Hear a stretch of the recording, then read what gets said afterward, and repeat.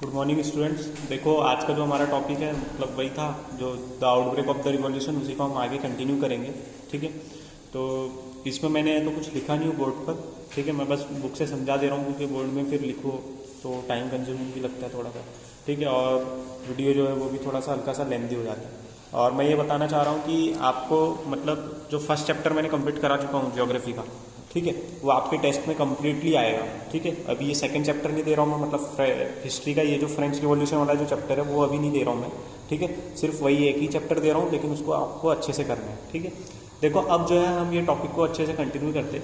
तो देखो मैंने क्या बताया था कि जो लुईस 16 है उसने वो एक ईस्ट स्टेट जनरल की मीटिंग बुलाता है। ईस्ट स्टेट जनरल में कौन कौन लोग थे? तो फर्स्ट स्टेट, सेकंड स्टेट और थर्ड स्टेट, तीनों स्टेट के लोग जो है उसमें प्रेजेंट रहते हैं। जिसमें से फर्स्ट स्टेट और सेकंड स्टेट के जो लोग होते हैं वो कितने रहते हैं? तो 300 मतलब फर्स्ट स्टेट के 300, सेकंड स्टेट के 300, दोनों एक दूसरे के सामने जो है मुंह करके खड़े रहते हैं। और उसके बाद जो है थर्ड स्टेट के आते हैं 600 लोग, जो कि ये 300 के पीछे में खड़े रहते हैं। ठीक है, ये बताया था मैंने। तो अब देखो यहाँ पर क्या होता है कि जो स्टेट जनरल है, ये जो लुईस 16 है, वो स्टेट जनरल को बुलाता है और बोलता है कि मुझे जो है टैक्स बढ़ाना है। ठीक है, तो आपकी परमिशन चाहिए।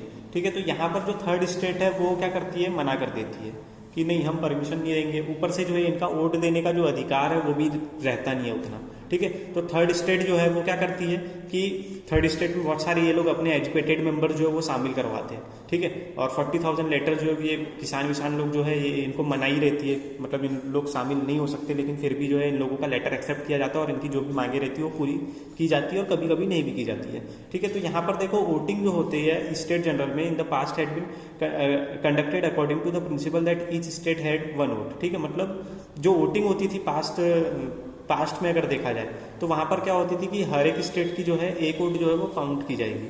लेकिन इस टाइम जो हुआ वो क्या हुआ कि लुईस 16 जो है उसने मतलब यही सेम चीज़ चालू रखा, लेकिन जो मेंबर्स है थर्ड स्टेट के उन लोगों ने ये वोटिंग करे कि voting now be conducted by the assembly as a whole where each member would have one vote. ठीक है, मतलब पहले क्या होता था कि जैसे फ्रेंच मतलब थर्ड स्टेट जो है, थर्ड स्टेट में जैसे 600 लोग शामिल हैं, लेकिन इनकी क्या होगी? सिर्फ एक जो वोट है वो काउंट होगी।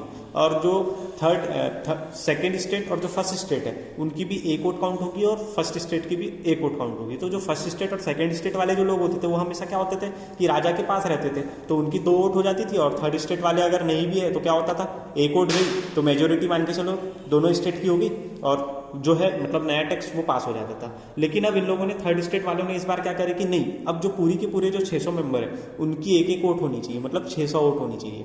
ठीक है, ये थर्ड स्टेट वालों की डिमांड थी, लेकिन राजा ने ये सब मना कर दिया। ठीक है, आया समझ? तो ये जो है थर्ड स्टेट वालों की जो है ये मांग थी। और ये जो है ये प्रिंसिपल था जो हम लोगों ने मैंने बताया था कि कुछ जो है मतलब फिलोसोफर्स थे। ठीक है, तो जो मनोवैज्ञानिक थे वो लोग, उसमें से एक था रूसो। ठीक है, तो उसने जो है एक बुक लिखा था द सोशल कॉन्ट्रैक्ट। ठीक है, द सोशल कॉन्ट्रैक्ट करके उसकी एक बुक थी। ठीक है, तो रूसो की बुक याद रखिएगा, द सोशल कॉन्ट्रैक्ट। ये पूछता है कि द सोशल कॉन्ट्रैक्ट बुक किसकी? ठीक है, द सोशल कॉन्ट्रैक्ट। ठीक है, तो ये किसकी बुक है? रूसो। ठीक है, तो ये बुक है द सोशल कॉन्ट्रैक्ट। जो सोशल कॉन्ट्रैक्ट में ये बोला जाता है कि हमारी जो वोट्स हैं, ठीक है, उनके क्या होंगे? हर एक वोट मतलब हर एक पर्सन का जो है हर एक वोट। ठीक है, ये द रूसो की बुक में जो है द सोशल कॉन्ट्रैक्ट जो बुक थी उसमें ये लिखा गया था।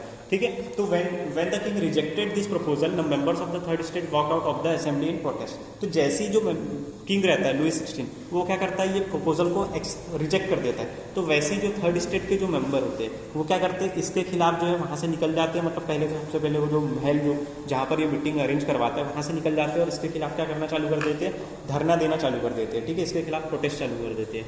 फिर जो रिप्रेजेंटेटिव होते हैं थर्ड स्टेट के वो अपने आप को कैसा साबित करते हैं? मतलब अपने आप को ये समझते हैं कि हम ही जो है पूरे फ्रांस को क्या करते हैं? चलाते हैं। और वो बात भी सही है, मतलब पूरे जो काम है वो एक तरीके से थर्ड स्टेट के लोग ही देखते थे। ठीक है, अब थर्ड स्टेट में मैंने बताया कि बहुत सारे लोग पढ़े लिखे भी थे।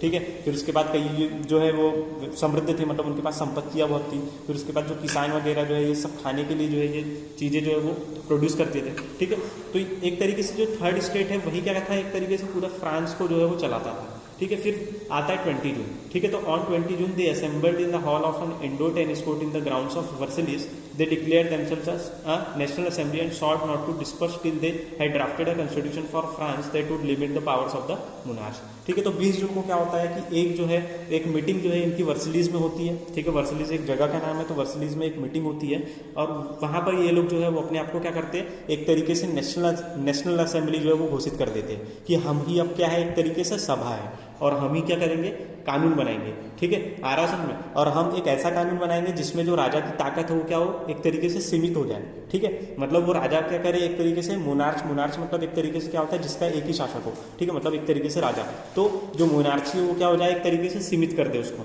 मतलब वो उसकी जो पावर है उसको क्या करा जाए, कंट्रोल में रखा जाए। ठीक है, तो दे वर लेड बाय मिराबो एंड अबे सियेस।